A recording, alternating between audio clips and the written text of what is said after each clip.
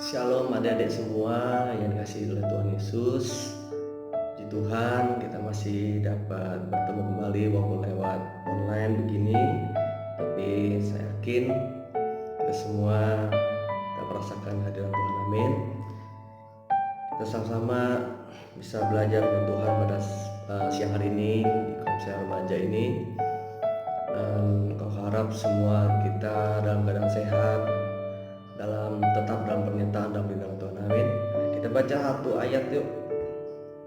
Satu kali pembacaan dari 2 Korintus 11. Kalau satu kali agak terlalu banyak, kita baca aja 2 Korintus dari pasal 11 ayat 23 sampai 27 aja. 23 27. Bacakan 2 Korintus pasal 11 ayat 23 sampai 27. Apakah mereka lain Kristus? Aku berkata seperti orang gila. Aku lebih lagi. Aku lebih banyak menjadi lelah, lebih sering dalam penjara, didera di luar batas, kerap kali dalam bahaya maut. 5 kali aku disiksa orang Yahudi. Setiap kali 40 kurang 1 bulan. 3 kali aku didera, 1 kali aku dilempar dengan batu, 3 kali dalam lingkaran kapal, sehari semalam aku terkapung-kapung di tengah laut. Dalam perjalananku aku sering diancam bahaya banjir dan bahaya penyamut, bahaya dari pihak orang-orang Yahudi dan dari pihak orang-orang bukan Yahudi, bahaya di kota, bahaya di padang gurun, bahaya di tengah laut, dan bahaya dari pihak saudara-saudara palsu.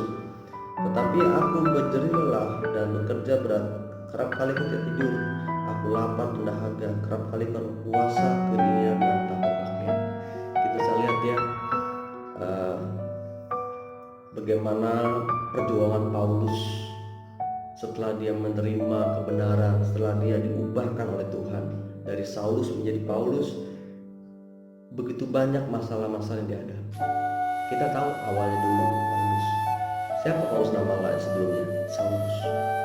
Saulus adalah seorang murid dari seorang guru besar, Gamaliel namanya. Itu dalam kisah 22 dikasih tahu ya, dalam kisah Rasul 22 bisa baca sendiri. Di situ dimana Gamaliel adalah seorang guru besar yang berasal dari Kilikia, Tarsus. Itu di Roma.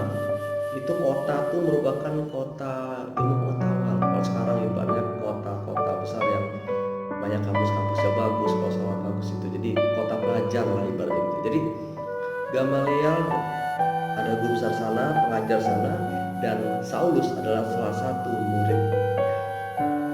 Jadi Saulus ini merupakan orang yang sangat terpelajar. Dia mengerti Alkitab, mengerti Taurat dia. Nah, setelah itu bukan sampai sana aja mengerja, bukan hanya dia hanya belajar tentang firman Tuhan tentang Taurat, tapi banyak juga dalam kisah 26 itu diceritakan bagaimana Saulus ini menyiksa orang-orang Kristen, menyiksa orang-orang percaya, bahkan memurtadkannya dalam ayat 10 dan 11 ini. Memurtadkannya, ini membuat orang supaya tidak percaya dari percaya Kristus menjadi tidak percaya Kristus kepada orang Yahudi menantikan Mesias. Jadi mereka menganggap Yesus itu adalah nabi palsu gitu, ya. Lalu suatu saat dalam perjalanan ke Damsyik, tiba-tiba cahaya yang sangat terang menyilaukan sehingga membuat Saulus buta 3 hari lamanya. Dan dia pun tidak makan, tidak minum, puasa selama 2 malam. Kenapa? Ya, karena Tuhan datang kepada dia. Saulus, mengapa engkau menyiksa aku? Saat dia menyiksa orang lain, ternyata yang siksa adalah Tuhan sendiri. Karena Tuhan hadir dalam umatnya. Nah, di sini saat mulai disitulah titik tolak dari pertobatan seorang Saulus, sehingga dia berubah menjadi Paulus. Begitu dia mengalami lawatan Tuhan, dia begitu berapi-api, berkobar-kobar untuk dia melayani Tuhan, untuk dia terus memberitakan nama Tuhan dimanapun dia berada. Sampai kita lihat perjuangannya, penderitaannya, didera, disesah kita tahu disesah dicambuk, ujungnya ada tulang, ada besi, itu dicambukkan. maksimal 40. Makanya di sini sebutkan 40 per satu pukulan, 39 kali pukulan dipukulkan ke badan, sehingga ada pasti dari bagian-bagian itu nyangkut ke daging. Ini mirip dengan cambuk yang dialami oleh Tuhan Yesus saat sebelum disalib. Nah, jadi kita tahu ya, banyak dia didera, disesah, dia karam kapal, dilempari batu, bahkan dia dari bahaya banjir, terkatung-katung di laut, sampai dia tuh dapat bahaya pun dari penyamun, dirampok orang. Nah, tapi kita tahu semuanya itu tidak menghalangi seorang Paulus untuk memberikan Injil, untuk terus melayani Tuhan. Di dalam lagi firman Tuhan, apakah dapat mengesahkan aku dari kasih Tuhan? Kelaparankah, telanjangankah, pedangkah, dan lain-lain? Gak ada. Begitu dia mengalami perubahan yang signifikan, sangat 180 derajat, sehingga dia begitu sangat mencintai Tuhan dengan mengorbankan segalanya dia untuk Tuhan. Nah, saya motivasi setiap kita ada di tempat ini, walaupun kita sekarang masih beribadah menggunakan media sosial media online begini ya, tapi saya harap kita masih bersyukur, kita masih diberi kebebasan untuk kita sama-sama memuji Tuhan, sama-sama belajar dengan Tuhan. Nanti waktunya juga kembali akan normal semua, kita bisa beribadah kembali, tapi dengan waktu yang sangat terbatas, dengan waktu yang masih diberikan oleh Tuhan. Mari sama-sama kita mengejar ketaatan itu, mengejar ketekunan itu, untuk terus kita haus rindu untuk beribadah, terus haus untuk kita memuji Tuhan, haus lapar untuk firman Tuhan. Jadi datang kita lebih awal, misalnya kan, kita waktu mendengarkan firman Tuhan, kita sungguh-sungguh mendengarkan. Saat menyanyikan pujian menyembah Tuhan, kita juga sungguh-sungguh kita gunakan waktu kita yang terbaik buat Tuhan. Karena kita datang ibadah, kita beribadah oleh online ini, kita sama aja kita datang kepada Tuhan, kepada Raja Tuhan semesta, bukan orang sembarangan, bukan hanya orang, itu Raja di atas segala raja, pencipta kita. Kepada orang-orang di dunia aja kita masih bisa hormat ya enggak? Misal ada orang besar datang ke rumah kita bisa melayani dengan baik. Masa Tuhan yang begitu besar kita sembarangan dan kita beribadah kepadanya? Nah, mulai kita belajar mengubah pola pikir kita, pola pandang kita tentang ibadah, tentang persekutuan kita dengan Tuhan. Kenapa kita mesti sungguh-sungguh dalam beribadah? Kita baca poin pertama yuk. Kita baca dari Ibrani 10 ayat 25. Ibrani 10 ayat 25. Ibrani 10 ayat 25, demikian firman Tuhan. Janganlah kita menjauhkan diri dari pertemuan-pertemuan ibadah kita seperti dibiasakan oleh beberapa orang, tetapi marilah kita saling menasihati dan semakin giat melakukannya menjelang hari Tuhan yang mendekat. Nah ini dia, kita jangan menjauhkan diri kita dari pertemuan-pertemuan dan persekutuan ibadah kita. Kenapa?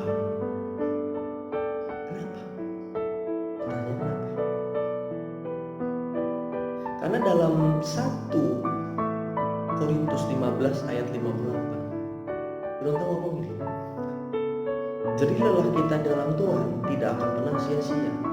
Kita beribadah, kita melayani, kita apapun kita lakukan di dalam Tuhan, dengan segala usaha yang kita lakukan, itu ada upahnya semua di hadapan Tuhan. Itu Tuhan nggak tutup mata. Benar nggak? Kenapa juga? Kenapa kita mesti beribadah? Kan dalam 1 Timotius 4 ayat 8, beribadah itu ada manfaatnya untuk masa sekarang, untuk masa depan. Masa sekarang, bagaimana orang stres? Banyak orang sekarang mengalami depresi. Kenapa? Ya karena mereka sekarang ibadah juga banyak dikurangi. Banyak mereka sekarang rohnya mereka kering, sehingga segitu banyak cobaan-cobaan datang merasuki pikiran mereka, sehingga mereka gampang berubah pikirannya, menjauh dari Tuhan, kering karena terpisah dari sumber aliran air itu. Makanya dalam waktu sekarang kita masih bisa ibadah dengan sungguh-sungguh, dari ibadah raya, ibadah youth yang sudah diadakan secara terbatas. Yang kedua, mengapa kita harus ibadah dengan sungguh-sungguh? Kita baca di 1 Tesalonika 5 ayat 18. Mengucap syukurlah dalam segala hal, sebab itulah yang dihendaki Allah di dalam Kristus Yesus bagi kamu. 1 Korintus 5 ayat 18. Mengucap syukurlah dalam segala hal, sebab itulah yang dikehendaki Allah dalam Kristus Yesus bagi kamu. Puji Tuhan, kita bisa beribadah sekarang. Karena dalam beribadah, saat kita berdoa menyembah Tuhan, kita menaikkan syukur-syukur kepada Tuhan. Bagaimana Tuhan sudah menolong kita, bagaimana Tuhan sudah menyertai kita, melindungi kita dalam sekalian kita, dalam sekolah kita, usaha kita, apa yang kita, Tuhan melindungi. Saatnya kita membalas cinta Tuhan dengan cara apa? Mengucap syukur. Kita memberikan pujian penyembahan yang terbaik bagi Tuhan melalui ibadah kita, melalui pujian di rumah juga bisa. Amin. Yang ketiga, kenapa kita harus sungguh-sungguh ibadah di saat-saat sekarang ini? Terlebih di saat-saat sekarang ya. Kita baca Mazmur 22 ayat keempat. Mazmur 22 ayat keempat. Mazmur 22 ayat yang keempat. Padahal engkaulah yang kudus, yang bersemayam di atas puji-pujian orang Israel. Padahal engkaulah yang kudus, yang bersemayam di atas puji-pujian orang Israel. Tuhan bertata di atas pujian kita. Tuhan bertata di atas penyembahan kita. Bagaimana dengan sikap hati kita yang sungguh-sungguh kita datang pada Tuhan untuk kita beribadah? Bagaimana dengan posisi hati kita, pikiran kita set, kita atur supaya siap untuk kita membawa korban syukur yang terbaik. Supaya apa? Dengan ibadah itu, dengan puji-pujian yang kita naikkan, itu sesungguhnya adalah kita sedang membangun tahta Tuhan hadir dalam hidup kita. Saat kita menaikkan puji-pujian kita, penyembahan kita kepada Tuhan, sesungguhnya kita sedang membangun tahtanya Tuhan masuk dalam hati kita. Sehingga kalau tahta Tuhan sudah hadir, Tuhan mau hadir dan bertahta di atas singgasana. Amin. Nah, makanya kita sungguh-sungguh beribadah kepada Tuhan. Dengan seperti dalam pemazmur ngomong, dengan rendah hati, dengan hati yang remuk kita datang sama Tuhan.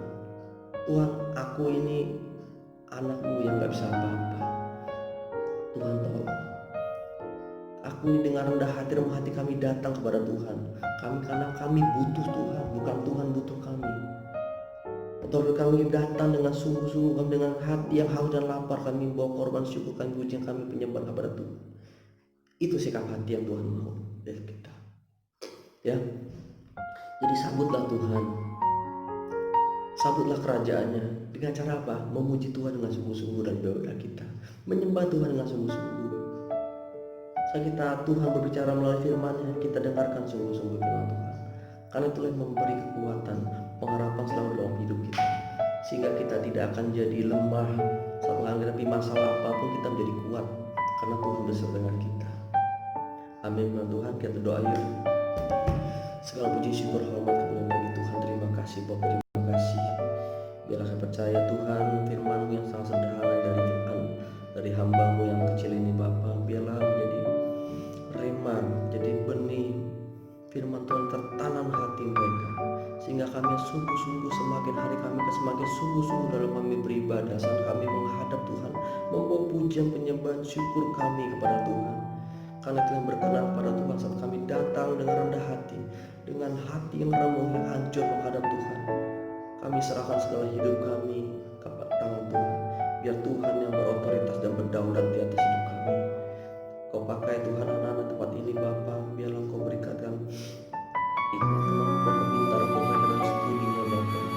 Biarlah kita percaya mereka dapat melalui semuanya, Bapa minta mereka dengan baik Bapa, segala yang membutuhkan kerjaan Kau sudah berkati orang tua mereka, dan mereka semakin hari semakin dewasa dalam hati mereka mengerti kehendak dan rencana Tuhan dalam hidup mereka. Pakai kami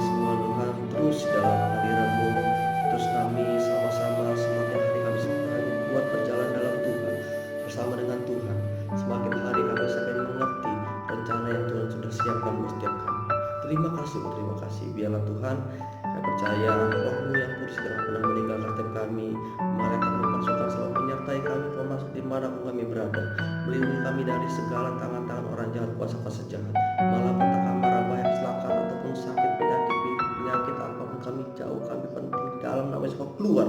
Biarlah kami percaya Roh Tuhan berkuasa dan melindungi setiap kami. Terima kasih Bapak, terima kasih.